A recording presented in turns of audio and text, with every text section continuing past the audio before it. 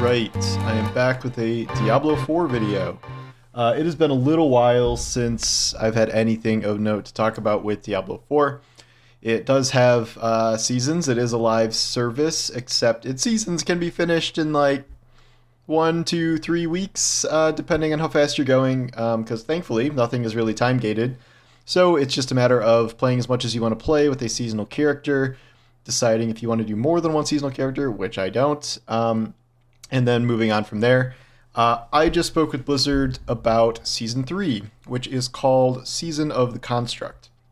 And the theme this time around is kind of a bunch of demonic mecha things. It's tied back to Zoltan Kuhl and his old business partner or something that he used to build robots with. And there's some sort of device called the Loom, and a bunch of constructs are waking up, something like that. Anyway, there are a bunch of construct enemies to fight. There's like construct scorpions and spiders, and I'm not sure how many there are in total, or what powers they may have, or if they're just kind of reskins. But the big draw of the season is the central mechanic, which is this new little construct buddy. They call it the Seneschal. I don't know if I'm pronouncing that right.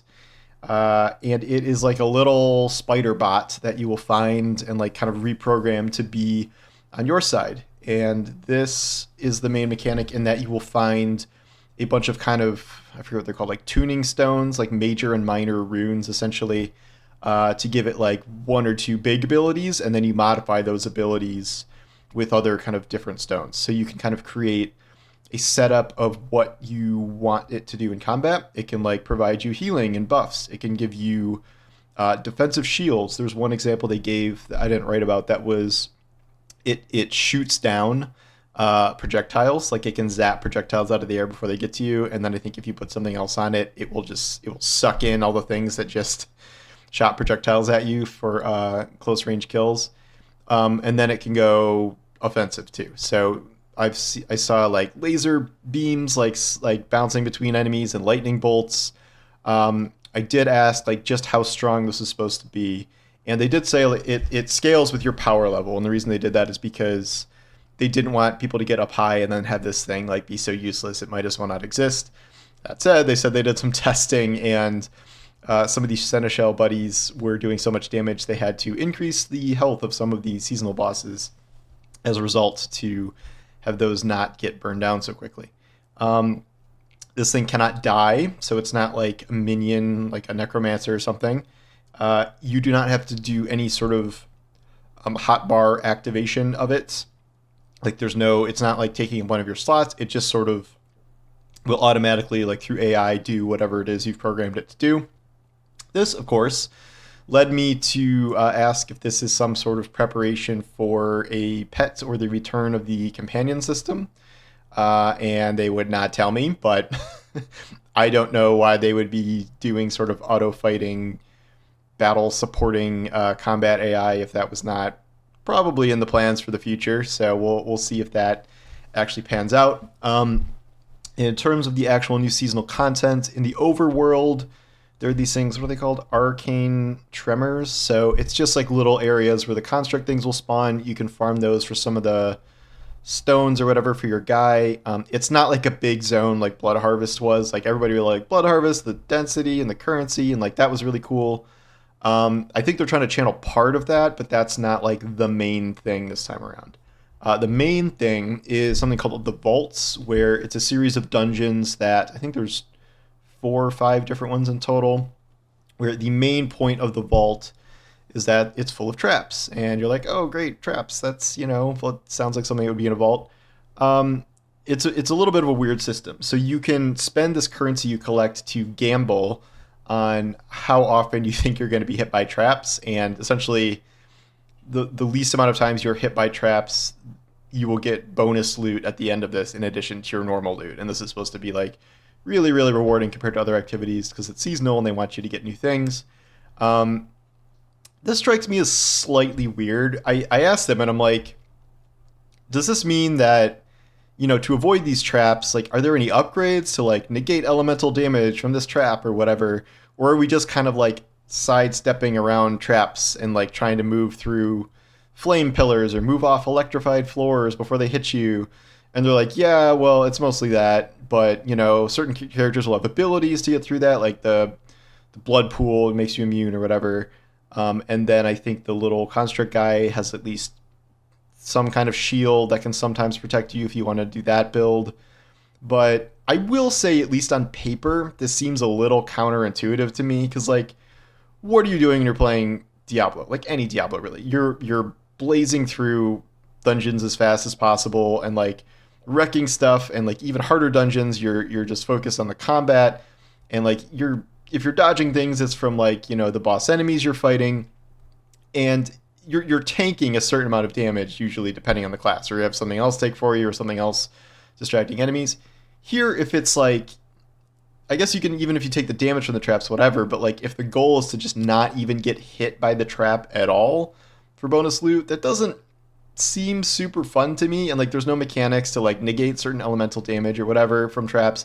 It's just move gingerly around the traps. And granted, I will, be curious to see how this works in practice, but especially if these are in segments where you're also fighting enemies, that seems like it would be too chaotic to like really do well.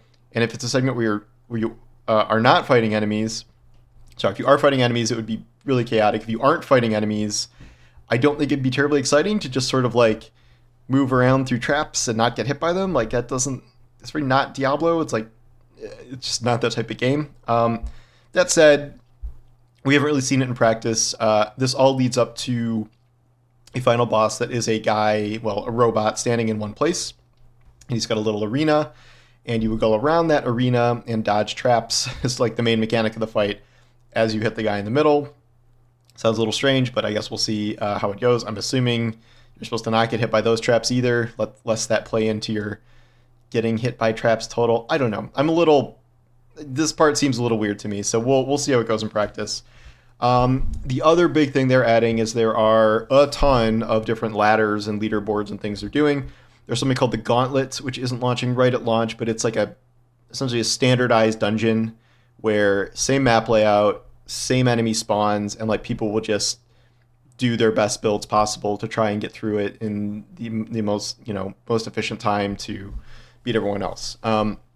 In terms of ladders, there's ladders for everything. There's ladders for each class, so it's not like barbarians dominating everything or whatever. There's solo ladders, duos, full stack. There's hardcore ladders. There's a lot of ladders. So if you care about ladders and hitting certain milestones within those, this is the update for you, I guess. They're finally adding these. And lesser stuff we haven't gotten a ton of info about. They did confirm we're getting new aspects, new uniques. They told me that at least there's going to be a couple unique models that are new, so you can transmog them, as opposed to everything being some copy of stuff you already have in terms of its visuals. So we'll see what happens with that. I actually didn't ask about Uber Uniques. I assume they're going to add at least one Uber Unique because they always do, but I don't know. Stone of Jordan, we'll see. But they are changing a couple of things about looting in that from, I think, 75 to 100, the higher you skew, the more likely it is you're going to get something more toward 925. It already works like that a little bit, but they're going to skew it even more. And I think that there's a couple new sources of like 925 gear, I think, but they're not increasing the cap again. They're just kind of skewing it toward you are more likely to get the higher gear, the higher range of rolls, and so on as you get higher up in the thing.